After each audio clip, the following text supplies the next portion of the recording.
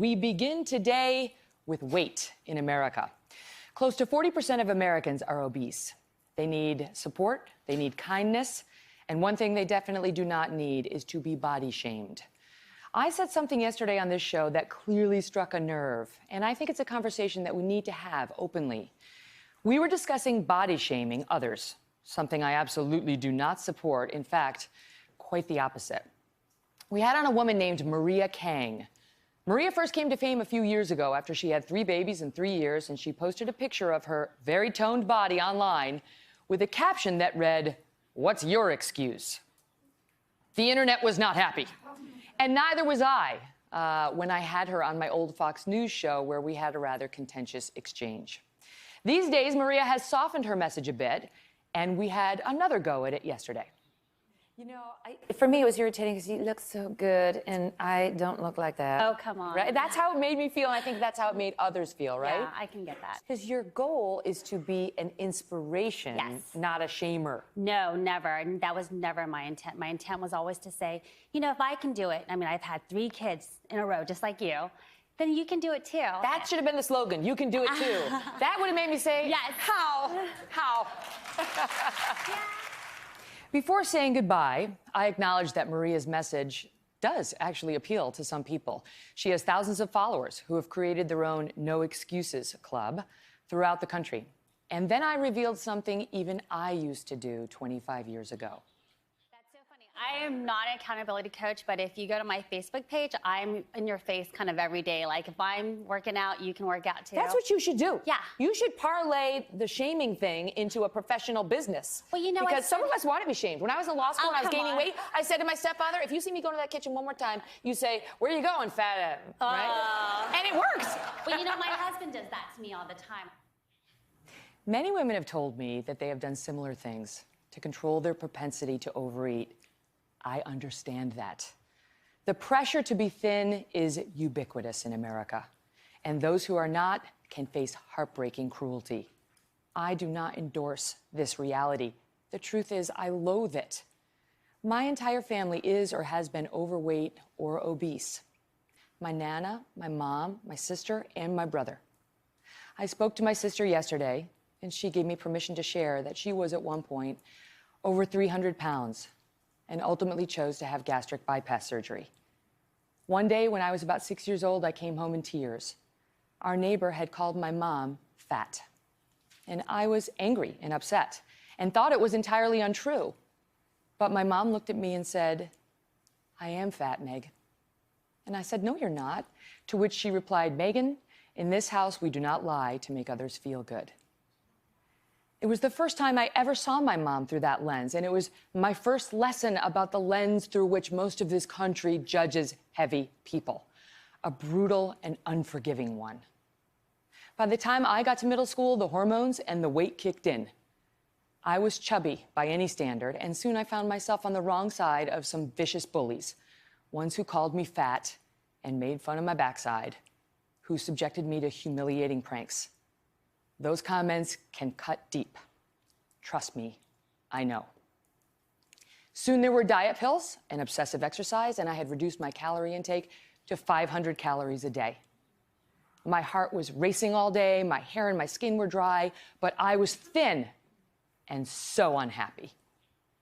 I was scared of gaining weight because of the insane standard this country holds its women to, and because I was and remain afraid of dying in my 40s, which happened to my father. As an adult, I have gotten healthier in my approach to eating, but I, like every woman I know, still wrestle with body image and still cringe when I hear a person attacked for his or her weight. Please know I would never encourage that toward any person. And I've been thinking a lot about why I once encouraged it toward myself. What I know for sure is that weight is an issue for millions of people, thin and heavy alike, and neither deserves to be judged or shamed for how they choose to handle that struggle. We're joined now by fitness trainer Bob Harper and Jennifer Hartstein, child, adolescent, and family psychologist. Hi, guys. Hi. Hi. I thought it was worth a discussion because it's such an emotional issue. Yeah. Megyn, I mean, you stepped into the lion's den yesterday. And I've worked in this business for such a long time, and I've worked with people that have been struggling with their weight. And it is such a sensitive subject. And what I really try to do with the people that I've worked with is just approach it with a kindness, a firm kindness. Like the woman that you had on yesterday, Fit Mom, I mean, she looks amazing and fantastic. But her goals aren't necessarily the realistic goals for the average person that I've worked with. And the words I love that you said yesterday were, why not, You can do it you too. can do it. Like, I love that message that you put out there. And I'm really glad that you're wanting to talk about this, because this is a conversation to be had these days, because it is such a hard subject. Honestly, I'm really hoping this show can be that kind of a place where we can have these open discussions about issues that are painful and difficult and not easy to discuss without clearly stepping on some landmines. And you will step on landmines because it's emotional, right? I mean, I think the fact is that emotions are kind of automatic landmines, because what you might react to, I might not react to, and there's never really we don't have the map that tells us where the landmine is. So I think that, what you're saying is important, because we do have emotional relationships with food, we have emotional relationships with our bodies, and then the people in our lives do impact that. So a bully sets a tone in your brain that then you take into your adulthood, and you become the bully to yourself, and then where does that take you? So You become the bully to yourself.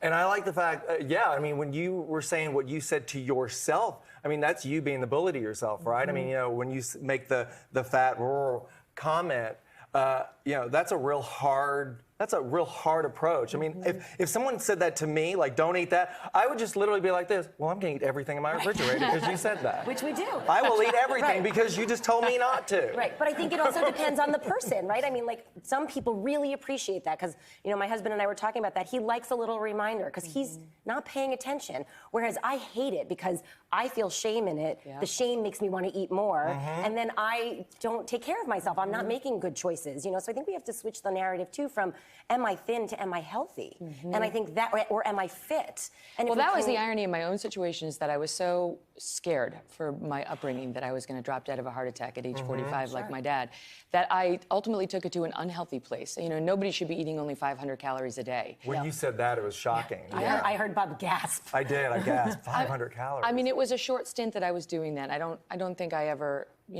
I would never categorize myself as having anorexia. Right. But I was in the danger zone for sure during that period of time. And thankfully, I had the light bulb moment of, this is not healthy either. Right. But I like the fact that you do. I watch your show, and I like that you talk about not wanting. You don't like to work out, but you look great, and it is work to look the way that you look. And I think it's important for people to get that message out, to say that this is something that we have to think about all the time. I've got to think about my food choices. I've got to reprioritize my time to make sure that I in some way get to be more active, and show people that we're all in the same boat. We're just on different compartments of that boat. And I think the other piece about it is that the standard that society sets has to shift a little bit.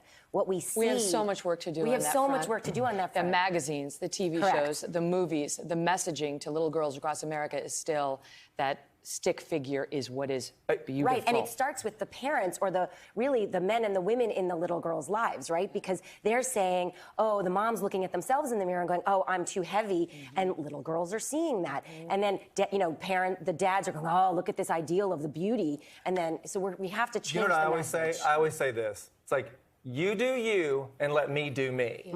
I think that's the important message. And honestly, try to love each other in the process. Absolutely. And that is what I hope to put out clearly. And start with And you yourself. are by doing this, by having this conversation. Absolutely. Thank you both so much. Thanks. Hello, Today fans. Thanks for checking out our YouTube channel. Subscribe by clicking that button down there, and click on any of the videos over here to watch the latest interviews, show highlights, and digital exclusives.